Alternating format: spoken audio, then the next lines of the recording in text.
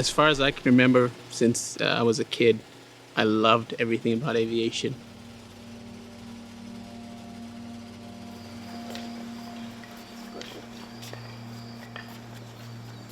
The first plane ride, I kind of figured out I wanted to be the person in front, you know, adding throttle and kind of, yeah.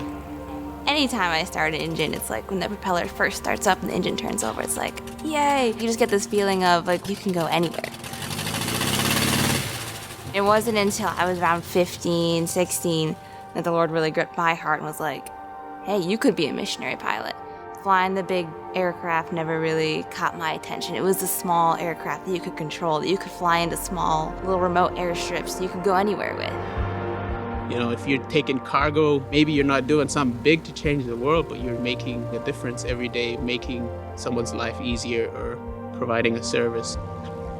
When I came here, I was like, I'm living on an airport.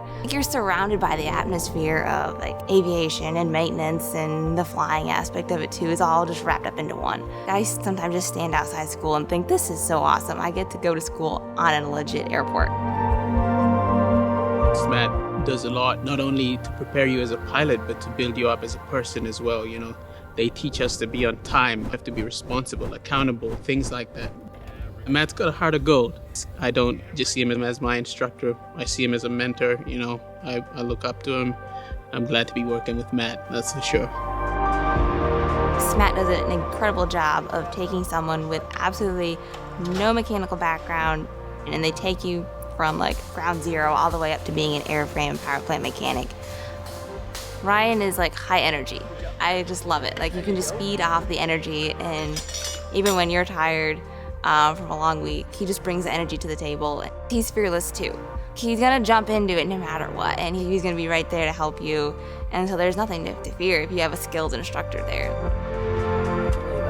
Okay. Which is actually a little bit harder.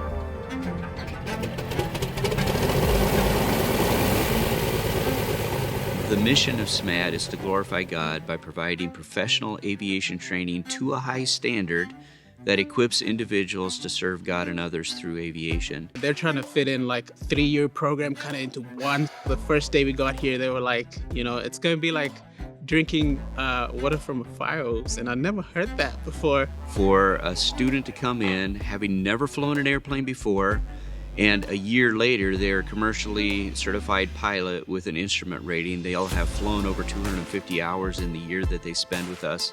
Usually within the first few weeks of starting here at SMAT, you're already in the airplane, taxiing it around, learning to talk on the radio. We don't just train you to work on a plane. We teach you how to take one out of a container, build the plane to an airworthy condition, then get in the plane, fly it. We will push you to be the very best mechanic possible. There's far more here than aviation training. It's really a family. On Wednesdays, we take time to pray for the graduates. You're in an intense program for 1 year, like you get close to your classmates. Constantly throughout the week, they're at my house or we're at the parks together. Some of us are at church together. I want to make a difference. If I can learn to fly a plane, go out there in the bush and make someone's life better. My goal is to go into the mission field to help reach remote peoples with medical supplies, Bibles, that kind of thing. We're living for a higher purpose. It's not just, hey, we're here to learn about planes. Planes are super cool. We're in this for eternity.